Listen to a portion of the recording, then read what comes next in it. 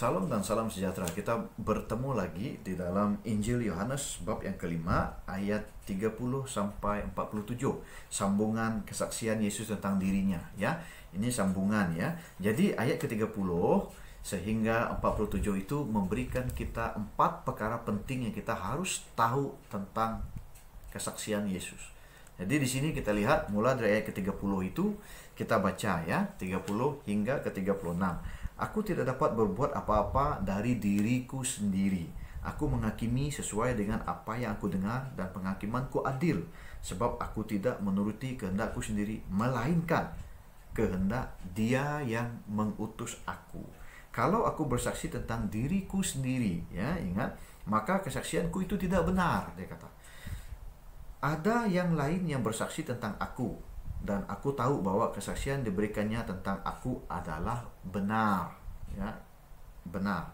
Kamu telah mengirim utusan kepada Yohanes, dan ia telah bersaksi tentang kebenaran.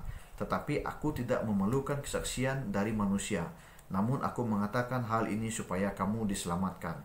Ia adalah pelita yang menyala dan yang bercahaya, dan kamu hanya mau menikmati seketika sahaja cahaya itu. Tetapi aku mempunyai suatu kesaksian yang lebih penting daripada kesaksian Yohanes, yaitu segala pekerjaan yang diserahkan Bapa kepadaku, supaya aku melaksanakannya. Pekerjaan itu juga yang kukerjakan sekarang, dan itulah yang memberi kesaksian tentang aku bahwa Bapa yang mengutus aku. Ya, jadi di sini Yesus membuktikan, Yesus membuat pengakuan sebenarnya secara tidak langsung akan siapakah diri Dia. Jadi kalau kita lihat dari ayat-ayat yang bab yang kelima ini, ya, pengakuan Yesus. Kalau kita lihat, ya, tentang pengakuan Yesus ini, yang pertama ayat bab 5 ayat yang ke-18, ya. Yesus telah orang lihat bahwa samakan dirinya dengan Tuhan, sebab Dia memang Tuhan. Ya. Jadi bab yang kelima ayat yang ke-24 tadi, ya, Anda lihat Yesus memberitahu bahwa Dialah hidup yang kekal. Bab yang kelima ini juga pada ayat 26, Yesus berkata bahwa Dialah sumber dan pencipta kehidupan. Dan bab yang kelima juga ayat 27, Dia boleh menghakimi dosa. Jadi Dia adalah juru selamat. Jadi semuanya telah dipenuhi. Dan kalau kita lihat ayat 36 itu menceritakan tentang kesaksian Yohanes. Kalau Anda percaya bahwa Yohanes Pembaptis itu benar, bermaksud kesaksiannya benar, bahwa dia bersaksi bahwa Yesuslah juru selamat. Jadi Yohanes telah membuktikan bahwa Yesuslah juru selamat dengan apa yang dia lihat, melalui Roh Kudus datang seperti burung merpati yang hinggap, dan suara Tuhan berkata, inilah anakku yang kukasihi. Jadi perkara ini luar biasa. Yohanes telah membuktikan bahwa Yesus juru selamat. Oke, itulah dia tentang pengakuan Yesus. Seterusnya kita pergi ayat 37 hingga ke 40. Saya baca, Bapa yang mengutus aku, Dialah bersaksi tentang aku. Kamu tidak pernah mendengar suaranya, rupanya pun tidak pernah kamu lihat, dan firman-Nya tidak menetap dalam dirimu, sebab kamu tidak percaya kepada Dia yang diutusnya. Kamu menyangka bahwa olehnya kamu mempunyai hidup yang kekal, tetapi walaupun kitab-kitab suci itu memberi kesaksian tentang aku, namun kamu tidak mau datang kepadaku untuk memperoleh hidup itu. Ya, jadi begini. Ayat 37 hingga ke 40 ini menerangkan kepada kita perkara yang penting, yaitu perkara kedua hari ini, yaitu hidup yang benar bukan karena agama, tetapi karena hubungan dengan Yesus. Sebab kalau agama terlalu mementingkan Taurat. Contoh, orang Yahudi terlalu pentingkan Taurat. Jadi apa yang dibaca dalam Taurat itu, apa yang sudah tertulis dalam Taurat itu yang dia fokus, tanpa menyadari bahwa Taurat yang ditulis sejak zaman Musa itu, ya, sebenarnya menunjukkan kepada bahwa akan datangnya juru selamat, yaitu Yesus Kristus. Sehingga dia tidak melihat Taurat itu point to who is Messiah. Dia cuma mau tahu what is the law. Dia cuma mau tahu Taurat itu. Dia mau belajar Taurat, tapi tidak tahu siapa Tuhan yang dimaksudkan oleh Taurat itu. Jadi ini menjadi sia-sia. Jadi kalau kita hidup dalam perjanjian baru sekarang, firman Tuhan sudah ada. Kita bukannya sebenarnya memang kita hidup berlandaskan firman, tapi setakat mengetahui firman tidak cukup kalau tidak ada hubungan dengan Tuhan. Melalui firman ini kita baca, kita dapat pengetahuan. Tapi dari pengetahuan yang kita baca itu, kita harus gunakan untuk mengenal Yesus dengan lebih dalam dan berkomunikasi dengan Dia melalui doa. Kita berdoa, bercakap dengan Dia dan mendengar suaranya. Ya, mendengar suaranya. Kita ada hubungan pribadi dengan Dia. Setiap hari kita bercakap dengan Dia, setiap hari kita tahu Dia ada, setiap hari kita bergantung kepada kekuatannya, dan setiap hari kita mengucap terima kasih kepada Dia. Dan kita mendengar suaranya setiap hari, memberi kita damai dan kekuatan setiap hari. Haleluya, puji Tuhan. Dan kita mau agar hidup kita dipimpin oleh Tuhan Yesus.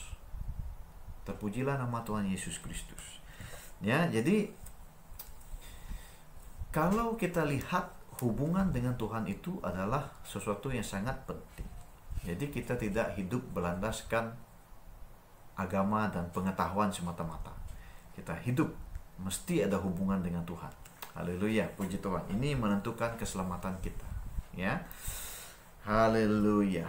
Jadi kita masuk ke ayat 41 hingga 44. Aku tidak memerlukan hormat dari manusia, tetapi tentang kamu memang aku tahu bahwa di dalam hatimu kamu tidak mempunyai kasih akan Allah. Yesus tahu apa ada dalam hatimu. Apakah engkau mengasihi Tuhan ataupun tidak? Aku datang dalam nama Bapakku dan kamu tidak menerima aku. Jikalau orang lain datang atas namanya sendiri, kamu akan menerima dia. Bagaimanakah kamu dapat percaya? Kamu yang menerima hormat seorang dari yang lain dan yang tidak mencari hormat yang datang dari Allah yang Esa.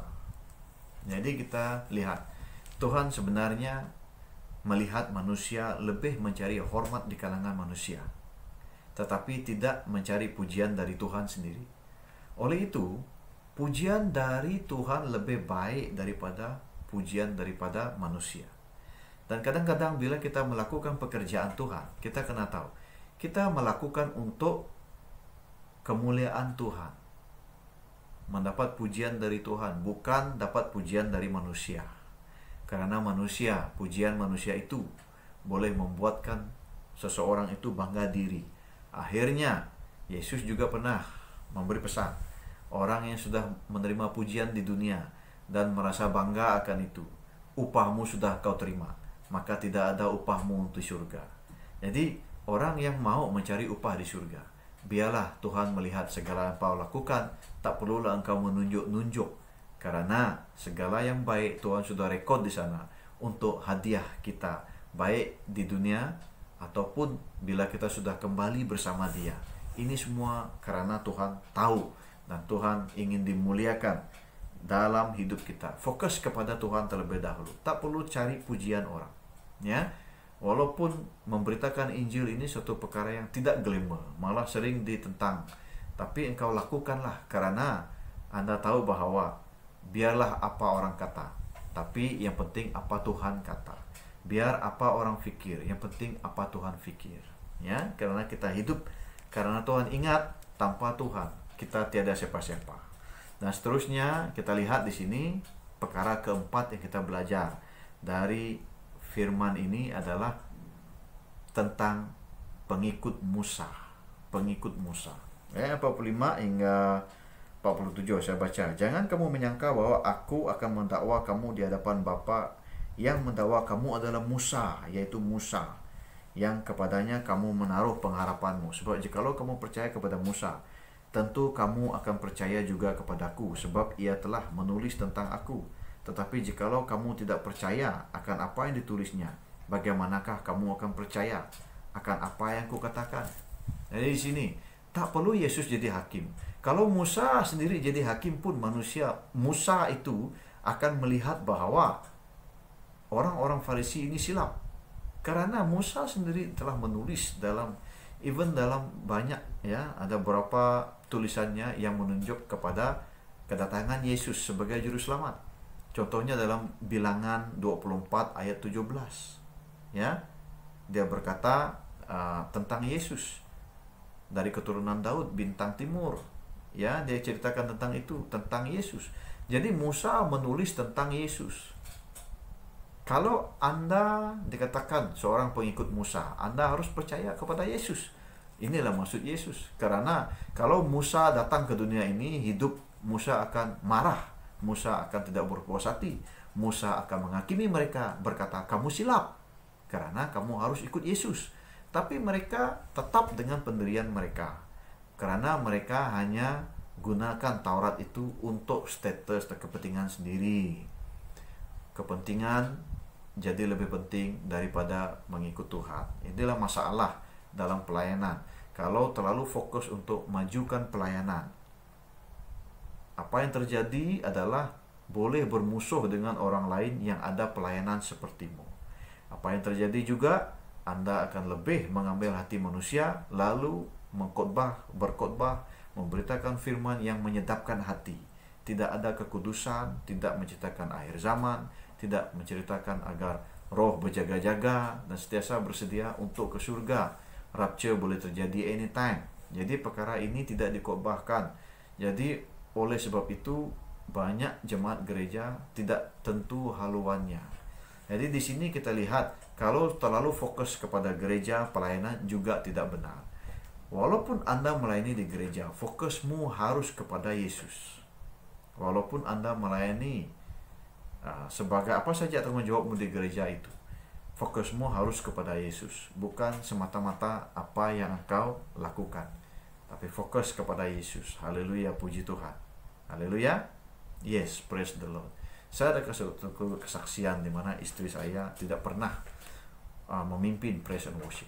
Lagipun dia datang dari gereja sebelum ini dari gereja Katolik ya, gereja Katolik. Kalau kita pergi ke gereja, kita akan sudah semua servis sudah disediakan. Jadi habis ibadah kita balik. Tapi bila kita sudah seperti sekarang ini, kita ada ministry yang berjalan ke kota-kota, kita perlu worship leader. Jadi dia tak pernah memimpin sebagai worship leader. Oleh itu apa yang dia lakukan, dia lebih mencari Tuhan, fokus kepada Tuhan, dan dia bukan fokus kepada memperbaiki suara nyanyiannya. Dia fokus kepada hubungannya dengan Tuhan. Jadi sebelum kami pernah di suatu kota itu ya, melakukan ibadah healing di sana, adakan ibadah healing di satu kota itu, di mana ramai yang datang, ratusan orang datang. Jadi saya di stage itu, saya melihat istri saya lihat ramai orang datang, dan kita pakai hotel ya. Hotel Anda kena tahu dia ada waktunya, harus tamat. Kalau jam 11 malam lebih akan ada charge. Jadi kita tahu bahwa dalam mula pelayanan kita dari segi keuangan tidak seberapa. Dan kita ada pelayan-pelayan yang menyertai, tetapi tidak ramai. Jadi tenaga tidak mencukupi. Kita lihat ramai orang, tapi kami berdoa. Dan kami tahu Tuhan pasti berserta, karena kami telah berdoa sekian lama untuk event itu. Setiap hari kami spend waktu berdoa untuk event itu. Dan sebelum acara itu juga, istri saya sebelum the praise and worship, dia ada at least 2-3 jam waktu berdoa penuh sebelum mula praise and worship itu. Dan praise and worship itu ya, kami serba kekurangan. Kami bukan ministry yang datang terus berduit seperti itu ya. Tidak ada gitar, tidak ada alat musik, cuma ada satu mic. Jadi dia just dengan kerendahan hati, waktu healing service itu saya jemput dia menyanyi, dan dia bawa worship itu. Lalu kita lihat selepas itu doa penyembuhan berjalan dengan begitu lancar sekali. Ya, karena ada yang mengaku waktu worship dia sudah disembuhkan. Jadi bayangkan saudara, dengan hanya menyanyi melalui satu mic saja, kuasa kesembuhan sudah menjamah jemaat. Jadi luar biasa saudara. Oleh itu kita lihat, kita jangan melayani fokus kepada keupayaan kita. Kalau Anda rasa dirimu kena pandai menyanyi baru mau pimpin worship, Anda kena tahu, bukan itu syaratnya.